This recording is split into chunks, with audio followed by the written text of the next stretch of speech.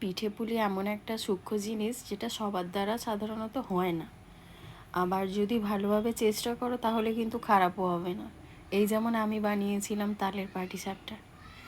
3-4 চামচ মতো তালের পাল্প নিয়েছিলাম, তাতে ওই কিছুটা পরিমাণ চালের গুঁড়ো আর কিছুটা পরিমাণ ময়দা দিয়েছিলাম, 2 চামচ চিনি দিয়েছিলাম, আর একটু সুজি দিয়েছিলাম, সাথে একটু লবণ দেব। দিয়ে এই মিক্সচারটা পুরো আগে থেকে জাল করে রাখা ঘন দুধ দিয়ে ভালো করে মেখে নেব। তোমরা মাখতে মাখতে বুঝতে পারবে যে দুধের পরিমাণ কতটা লাগবে। তো মোটামুটি আমার হাফ কাপের বেশি লেগে গিয়েছিল। এনিওয়ে, ব্যাটারটা ভালোভাবে মেখে কিছুক্ষণ রেস্টে রাখার পর কনসিস্টেন্সি ঠিক এই রকম থাকবে, আমি দেখিয়ে দিলাম তুলে। এরপরে ওই ভেতরের মিল্ক কেকটা বানিয়ে নেবে, বা মাখা সন্দেশ দিয়েও বানাতে পারো। দিয়ে একটা প্যান বসাবো, তাতে অয়েল গ্রিস করব, আর ওই ব্যাটারটা একটুখানি দিয়ে দেবো। দিয়ে